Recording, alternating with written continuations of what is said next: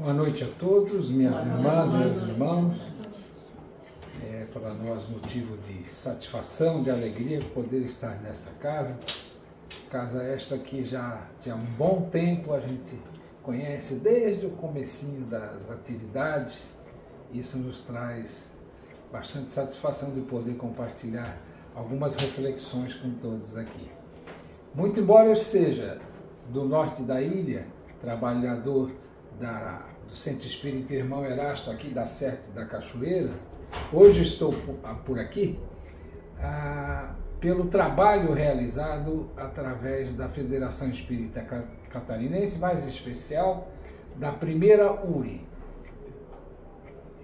A Federação Espírita Catarinense, ela, por uma questão de facilidade de chegar junto às casas espíritas e fazer transitar informações, pleitos, pedidos e orientações, ela pegou o estado de Santa Catarina e partilhou em 16 pedaços, por enquanto.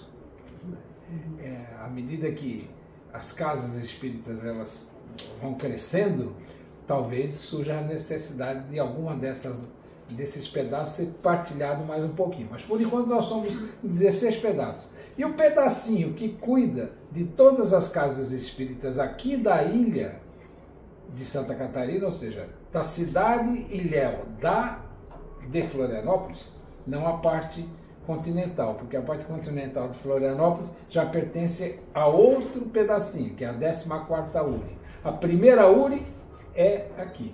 E daqui até a fronteira com a Argentina nós temos 16 URIs. Lá em Chapecó é a 16ª URI. Pois então, e o que nós fazemos? Todos os meses, algum dos expositores de uma casa vai em visita a outra casa, trazendo temáticas que são distribuídas uniformemente para todas as casas. E a gente vem estudando o Livro dos Espíritos, que é um dos livros estudados aqui e que é o livro básico da doutrina dos Espíritos. A gente vem estudando e a cada mês é uma temática. No mês de outubro, esteve um companheiro nosso aqui em processo de exposição, trazendo um primeiro pedacinho do tema de hoje. E nós vamos então hoje procurar complementar a segunda parte. Para quem não esteve quando da primeira parte, nós vamos fazer um resuminho da ópera e vamos seguir em frente. Mas o importante é que esse trabalho ele faz parte de um processo de união e unificação de todas as casas espíritas ligadas à Federação Espírita Catarinense, que por sua vez ela é uma das federativas, das 27 federativas que a Federação Espírita Brasileira agrega. Então nós temos a Casa Espírita, que é o principal, aqui é a fonte. Daqui nós temos, por uma questão organizacional, a primeira URI no nosso caso, que se liga à Federação Espírita Catarinense, que por sua vez se liga à Federação Espírita Brasileira e que por sua vez se liga ao Conselho Espírita Internacional. Ou seja, a pessoa que chega numa casa espírita não tem noção desse grau de organização do movimento espírita e muitas das vezes acredita, como eu, quando eu comecei na doutrina, não sabia nem o nome da casa espírita. Eu ia na casa espírita da Dona Rosinha. Então é assim, as pessoas acreditam que vão naquele núcleo, sem saber que aquele núcleo tem toda uma polaridade que ela é distribuída pelo mundo todo. É por isso, e é essa a importância já alertada por Allan Kardec, ele fala muito fortemente sobre isso no Obras Póstumas, da questão da gente estar sempre em contato permanente para que a gente consiga manter a unidade da doutrina. Porque senão nós somos tudo muito criativo. Aí o que acontece? Começa a inventar uma coisinha aqui, outro inventa uma coisinha ali, e aquela doutrina original, muitas das vezes, ela vai sendo transformado em outra coisa, que pode até ser do bem, pode até facilitar a vida das pessoas, mas não é a pureza da doutrina. Muito bem. Isto falado, quando a gente pega o Livro dos Espíritos pela capacidade individual de Allan Kardec, que era um grande professor, um grande pedagogo, e pela inspiração de todo aquele grupo seleto de espíritos iluminados, capitaneados pelo Espírito de Verdade, ele é muito bem trabalhado, o Livro dos Espíritos. A primeira parte do Livro dos Espíritos, na época, quando foi lançado, chamava Livro 1. Né? O Livro dos Espíritos eram 4 livros. Hoje em dia a gente fala parte 1. A primeira parte vai falar de quê? De quê? Vai falar do Criador e da sua criação. A segunda parte do livro vai falar o quê? Dos espíritos, a vida dos espíritos. Tanto na erraticidade, quanto reencarnados, quanto no processo de ir e vir de lá para cá. De reencarnação e de desencarnação. Já a terceira parte, ela trata do cunho moral da doutrina.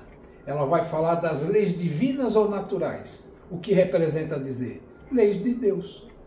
Que todas elas são imutáveis e eternas. Porque Deus não cria de conformidade para facilitar a vida de um ou para facilitar o aspecto de outro. Ele cria de uma forma que atenda dentro de seus propósitos todos os seres viventes de todo o universo.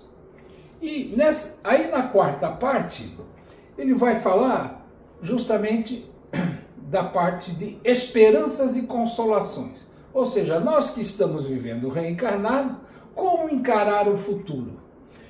Capítulo 1 do Esperanças e Consolações vai tratar de penas e gozos terrenos.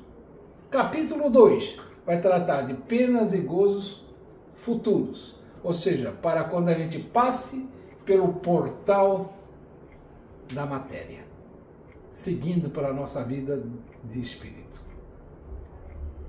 Dessa parte 2, como disse, nós tivemos o mês passado explanando a respeito das questões 965 a 974. Hoje nós vamos estar tratando das questões 975 a 982. Com isso, completa-se esse capítulo 2, chamado Penas e Gozos Futuros. Mas é interessante que, desde o começo, a gente dizer o seguinte, que as penas e gozos futuros dizem respeito à vida do espírito fora da materialidade.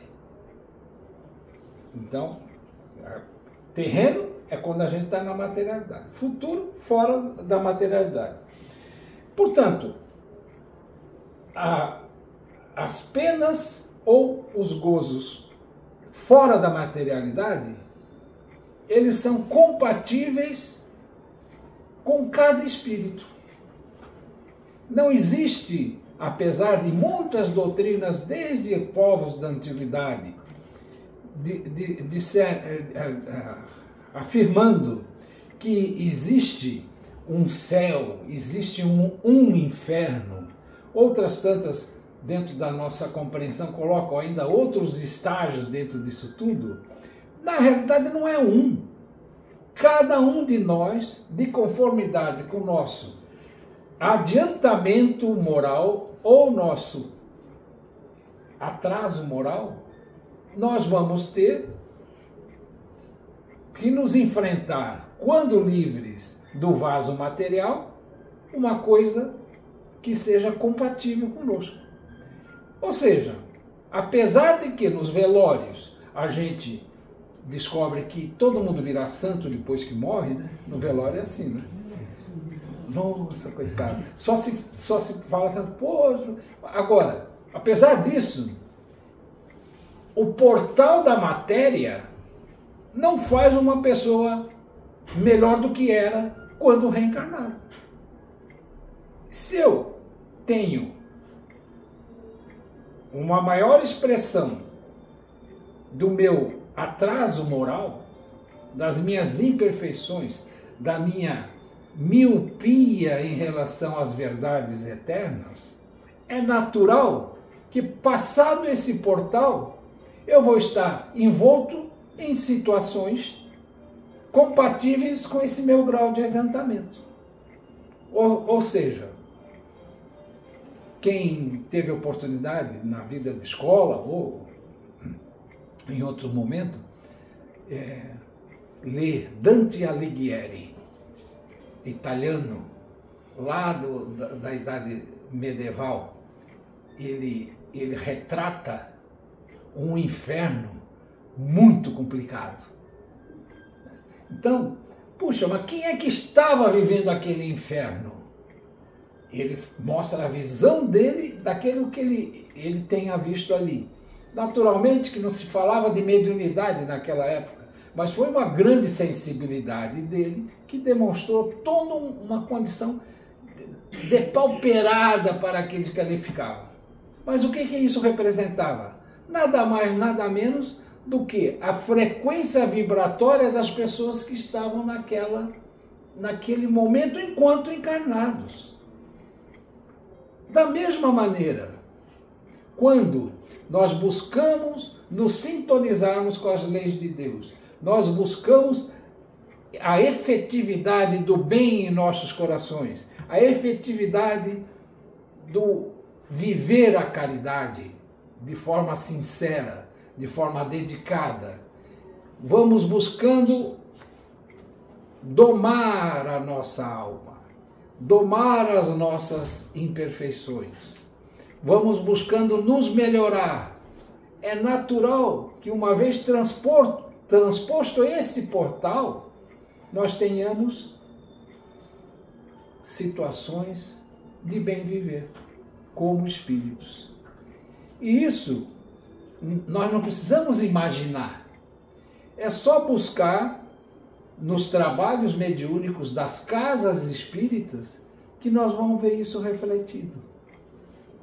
Aqueles espíritos que, através da mediunidade ostensiva de irmãos, junto com toda a atmosfera necessária, ou a gente chama de psicosfera necessária, numa sala de trabalho mediúnico, com o apoio dos médiuns de sustentação, com o trabalho do médium de diálogo, de dialogação, os espíritos se manifestam mostrando aquilo que eles estão vivendo.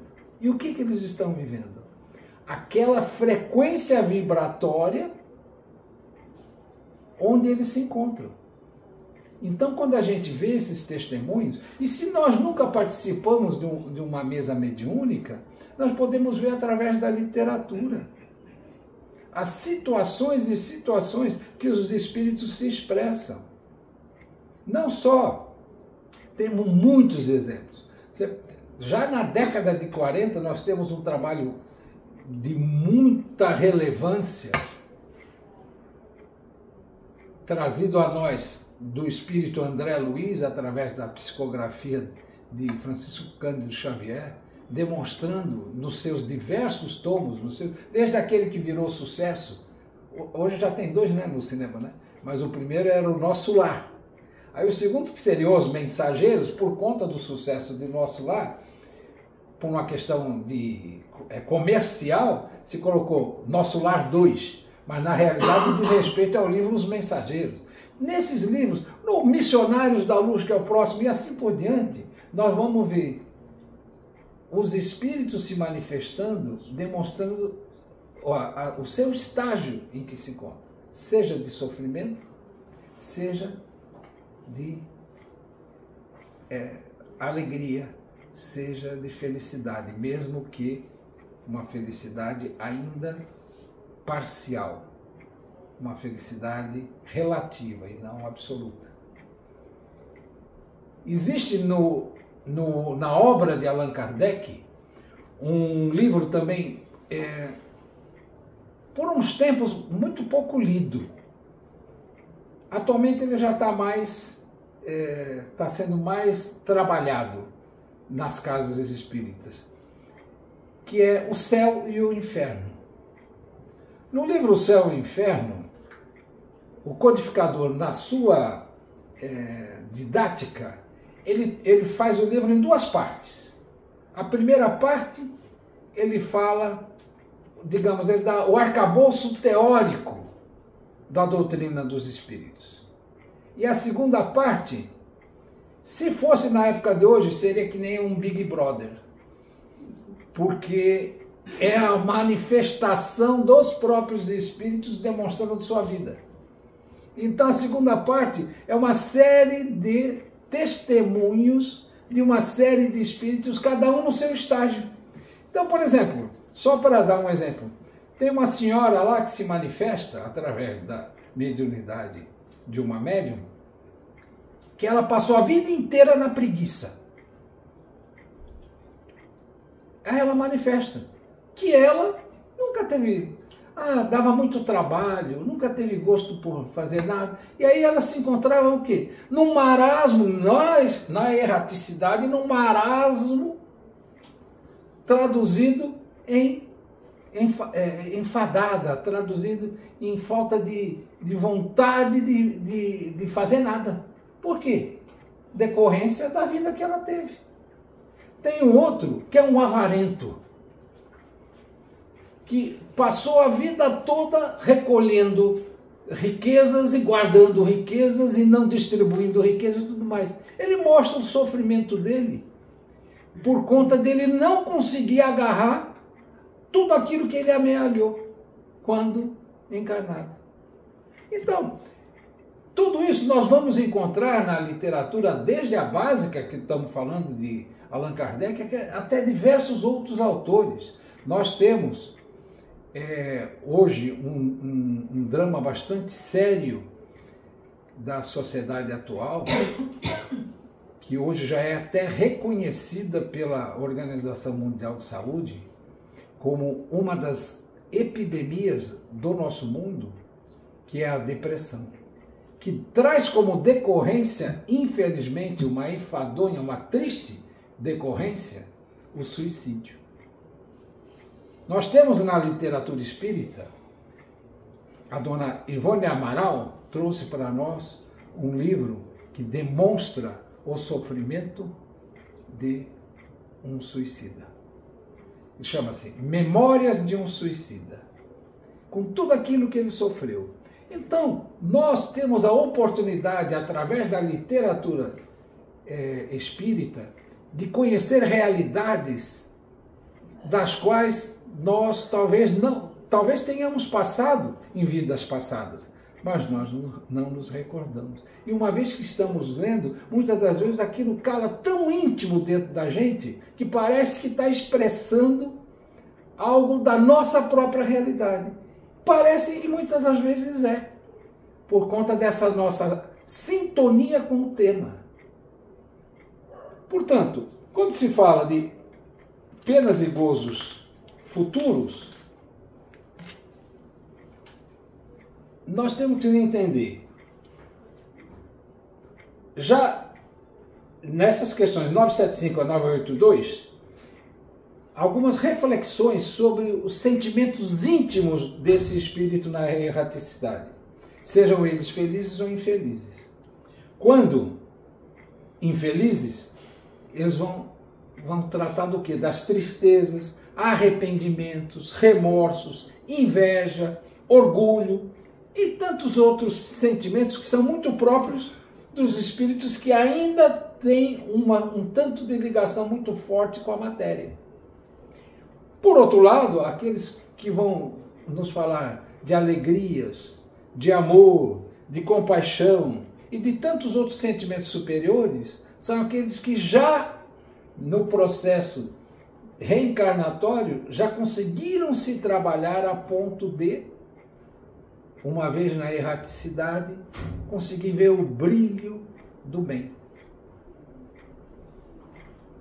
Não é nada mais, nada menos do que isso. Então, de forma didática, eu vou só, justamente em respeito aos horários, eu vou só citar as perguntas, porque quando a gente estuda o Livro dos Espíritos, É muito comum a gente estudar para saber as respostas. Mas eu tenho um cuidado e uma satisfação muito grande em estudar as perguntas. Porque Allan Kardec, eu vou dizer a todos um sentimento meu. Eu nunca vi um perguntador tão bom quanto Allan Kardec. E eu, muito prepotente, moleque de 17 anos, quando conheci a doutrina, eu engoli o Livro dos Espíritos. Aí, na minha cabecinha e na minha empáfia, eu cheguei à conclusão. Eu vou arrumar uma pergunta que o Kardec não tinha feito. A primeira edição eu tinha 507 perguntas. A segunda, que já é 4 anos depois, quando ele reeditou, a segunda edição do Livro dos Espíritos, já são 1019 perguntas. E o cristãozinho aqui resolveu que queria achar uma pergunta que ele não tivesse feito.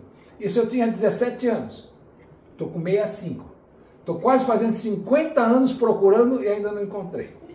De tão bom perguntador que o Kardec era. E se a gente for verificar, olha a questão 975, que é a primeira dessa linha de raciocínio. Os espíritos inferiores compreendem a felicidade do justo? Porque está tudo na erraticidade. Ele está vendo o outro e vendo sem as limitações do vaso carnal. Hoje como é que a gente vê a realidade hoje? Com 5 sentidos. O espírito não precisa dos 5 sentidos para ver.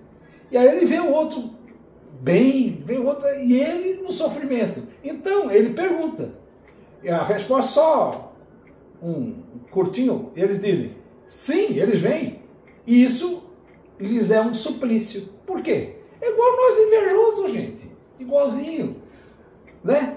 O camarada, o vizinho vai lá, troca de carro com um carro zero. Não, aqueles hoje em dia tem uns carros que parecem até que é meio foguete, né? Aí a gente fica olhando, espicha os olhos e fica com inveja do outro carro. Igual os espíritos na vida desencarnada. Aí ele diz assim, na 976, olha que interessante. Uma ele pergunta dos espíritos ainda muito, digamos, agarrados no plano carnal. O espetáculo dos sofrimentos dos espíritos inferiores não constitui, para os bons, uma causa de aflição? E nesse caso, que fica sendo a felicidade deles, se é assim turbada? Olha que inteligência de pergunta. Aqui dentro da Casa Espírita a gente tem a resposta para isso. Quem faz atendimento fraterno é tal qual um atendente de enfermagem. Converse com qualquer... Tem alguém da área de enfermagem aqui? Não. Tem? Ah, tem. Ah, sempre tem, né? Gente, se um atendente de enfermagem, um auxiliar de enfermagem, uma enfermeira padrão, não importa. Se for se contaminar, entre aspas, com o sofrimento do outro, não termina o mês. Mas, ao mesmo tempo, ela tem o cuidado, tem o zelo e tem a compaixão. É esse mesmo teor que se fala dos espíritos já mais evoluídos em relação àqueles que sofrem. Agora, na resposta dos espíritos, eles colocam o seguinte, que eles entendem que o sofrimento é parte necessária para o processo evolutivo daquele outro espírito. Então fica diferente. É a mesma coisa. A gente tem uma menininha, que idade tem essa menina? 7. 7, pois então. Menina de 7 anos. Ela chega... Como é o nome dela? Eloá. Eloá, belo nome. A Eloá chega, quer fazer uma coisa que o pai vai saber que aquilo vai dar errado. O que ele faz? Impede que ela faça. Aí a Eloá junta todas as suas forças, fica muito brava e vira para o pai num arrobo e fala, seu bobão. Imagina se o pai vai ficar ofendido. Claro que não. Por quê? Ele sabe que ela tem que passar por aquilo para aprender o que funciona e o que não funciona. Mas ele não vai ficar ofendido. É a mesma coisa um espírito jamais evoluído em relação às coisas que o outro espírito mais atrasado ainda faz e faz, inclusive, muitas vezes atentando contra o outro. Tal qual nós, na vida de encarnado. Não tem nada de diferente. Para a gente tocar um pouquinho mais para frente, eu vou lá na 978, que diz assim: a lembrança das faltas que a alma, quando imperfeita, tenha cometido, não lhe turba a felicidade, mesmo depois de se haver purificado? Olha que inteligência de pergunta. É natural que os espíritos dizem que não. Por quê? Uma coisa é a gente errar, e a gente mais erra do que acerta. E mesmo assim, hoje nós estamos na melhor condição que a gente podia ter como espírito, uma vez criado e hoje imortal. Melhor condição que a gente podia ter. Porque tudo que nós fizemos para trás, a gente fez mais besteira do que estamos fazendo hoje. E continuamos fazendo besteira. Continuamos errando. Mas, uma vez que se reconhece o erro, busca a reparação e se liberta desse peso da culpa, não tem como ficar se martirizando por algo que foi parte da sua vida de acerto. Porque ninguém acerta sem antes errar. Isso é parte do nosso momento, no estágio atual que nós estamos vivendo. Nós estamos vivendo num planeta que ainda se encontra sob o jugo das provas e das expiações. Muito embora lutando fortemente para se libertar, para trazer um processo de mais tranquilidade, que é o mundo de regeneração. Nós estamos em processo ainda. Então é natural que a gente sofra. E é natural que a gente erre. Mas sofrer nos penalizando demasiadamente, seja como reencarnado que estamos, ou seja na erraticidade, não é isso que vai trazer a nossa redenção. O que vai trazer a nossa redenção é o reconhecimento, a busca de reparação, e justamente com isso se sobe um degrau, onde a gente se liberta do erro feito. Quem teve o vício do tabaco, por exemplo, do cigarro? Tem gente que faz 30 anos que deixou de fumar. E a gente ouve testemunhos. Puxa, eu ainda sonho que eu estou fumando. Ou eu pego um palitinho, às vezes, na mão, para eu procurar sentir. Eu, graças ao bom Deus, nessa reencarnação, eu não tive esse contato. Mas é realidade. Então, aí eu ouvi de um terapeuta falando sobre isso, falando assim: nós ficamos presos pelo vício e presos pela abstinência, até o momento que a gente consegue se libertar. Da mesma maneira, somos nós em relação às nossas faltas passadas. A falta passada, ela é importante que a gente reflita sobre ela, mas nós não precisamos ficar agrilhoado, acorrentado àquele erro do passado. Porque nós precisamos estar com o espírito limpo, liberto, para trilhar o caminho que nós temos. Prometi 30, está 30 aqui, ó. Comecei 8,5, 8,35. Então, minhas irmãs, meus irmãos, se me deixassem, a gente ia mais meia hora aí pela frente, mas ainda bem que não me deixam, senão eu ia cansar mais ainda vocês. Minhas irmãs, meus irmãos, tirando esse momento de descontração, agradeço por demais a bondade de todos, a boa vontade e a paciência de terem me ouvido, desejando que Deus, em sua sublime e eterna magnificência, traga a todos nós, por sua misericórdia, luz, paz, amor e harmonia em todos os nossos corações e em nossos lares por principal. Uma boa noite a todos e muito grato.